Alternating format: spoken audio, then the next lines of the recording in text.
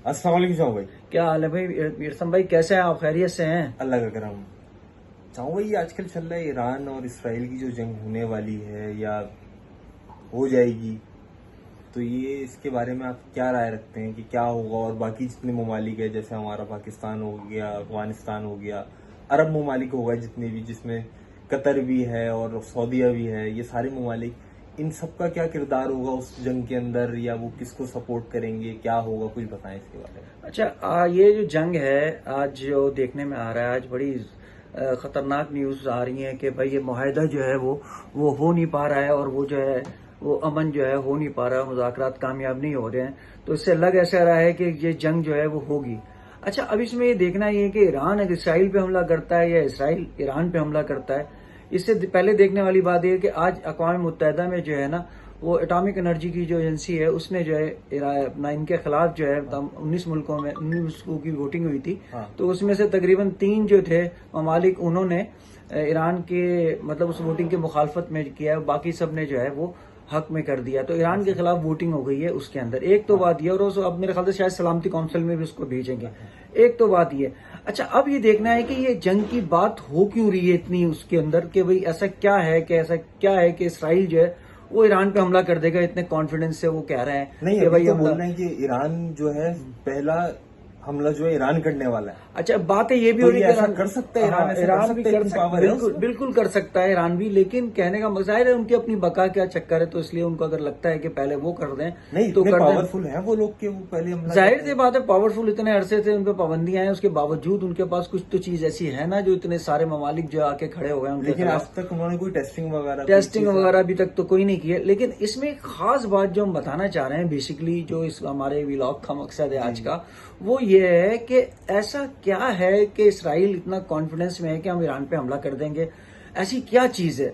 मुझे ऐसा लग रहा है इसराइल ने अपना होमवर्क कर लिया है पहले। यानी होमवर्क ये होता है कि जब आप किसी ममालिक पे हमला कर रहे हैं तो उससे पहले जो बाकी दीगर ममालिक हैं उनको अपने कॉन्फिडेंस में ले लें, सही। ताकि जब वो हमला करें उस ममालिक के ऊपर तो उसकी सपोर्ट में हाँ। वो ना खड़े हों, दूसरे या ममालिक उसको ना खड़े। हाँ उसको ना खड़े। तो बताए ऐसा लग रहा है जैसे आप चाइना और अमेरिका की बात अगर करें, हाँ। तो चाइना और अमेरिका की डील तो हो गई है। उनका जो अच्छा। तिजारती एक मसला चल रहा था टैरिफ का, हाँ। उसकी डील हो गई है, और डोनाल्ड ट्रंप ने जो है वो ट्वीट भी कर दिया है।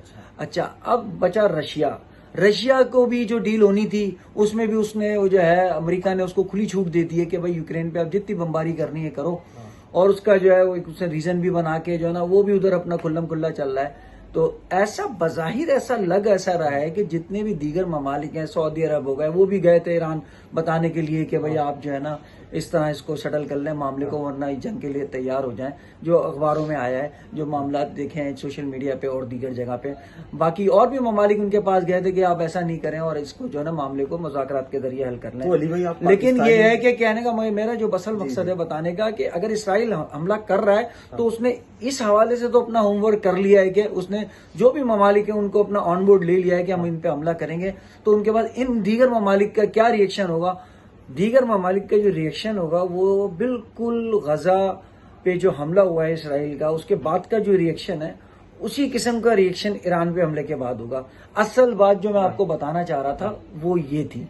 अब आप बताएं जी, बोलें क्या। अच्छा, अभी वो जो बोल रहे हैं कि 800 मीटर उनकी जो है न्यूक्लियर प्लांट जो भी है उनका, एटॉमिक एनर्जी प्लांट जो भी है, वो 800 किलोमीटर नीचे, वो 800 मीटर नीचे जमीन के। बिल्कुल। अब देखें उसके ऊपर वो जा नहीं सकते वहां पर। देखें मेरी एक बात सुने, देखें जब भी ये जंगें होती हैं ना, इसके अंदर बड़े बड़े दावे किए जाते हैं, और जो भी ममालिक होते हैं वो बड़े बड़े दावे करते हैं, और करने भी चाहिए, ताकि एक स्ट्रेटेजी होती है जंग की, आखिर वक्त तक, दम तक, आखिर बंदे तक वो जो बड़े बड़े दावे करते हैं, और वो होनी चाहिए। जैसे अब गजा को ले लें, गजा में इतने लोग शहीद हुए, ये हुआ, सारे ममालिक खड़े हुए कि जी अब जमीनी हमला नहीं करिएगा और हम ऐसी की तैसी कर देंगे, और हम पता नहीं क्या क्या कर देंगे। तमाम इस्लामी ममालिक जो दीगर ममालिक भी बोल रहे थे जी अब तो यूं। आप जरा वो वक्त याद करें, इसराइल ने क्या किया?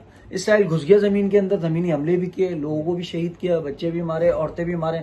उसके बाद आज हम कहाँ खड़े हैं? इसी तरह ईरान है, जाहिर है उनकी एक स्ट्रेटेजी है। तो अल्लाह ना करे अगर आप देखिए वो बहरहाल ईरान जो दीगर ममालिक के उसमें वो कमजोर है, उसके पास जो टेक्नोलॉजी है वो बहरहाल वो चीज नहीं है, लेकिन कहने के बाद उनके पास हौसला है, उनके पास उनके अपने लोग हैं। उस पर आप बम भी मार दोगे वो फिर खड़े हो जाएंगे, फिर बम मार दोगे फिर खड़े हो जाएंगे, क्योंकि लोग और हुकूमत एक पेज पे है उनके वहां पे, समझ रहे हैं। लेकिन बात, लेकिन कहने का मकसद ये है, जो असल चीज बताने की है कि ये जो हुकूमतें होती हैं वो ऐसी करती हैं, और असल बात ये है कि इसराइल में दीगर ममालिक ऑन बोर्ड है, तभी वो इतने कॉन्फिडेंस से जो है ना उसने वहां पे जो है ना हमला करना है, और वो करेगा शायद। ये इसके बजाय वो भी रिएक्शन देंगे उसके। तो इसमें आप क्या समझते हैं कि इस ईरान और इसराइल की, अल्लाह ना करे अगर जंग वगैरह होती है, तो ये वहीं तक महदूद रहेगी और ममालिक तक भी फैल सकती है? मेरे हिसाब से तो भाई जब सब ऑन बोर्ड है तो कहाँ फैलेगी और कहाँ नहीं फैलेगी।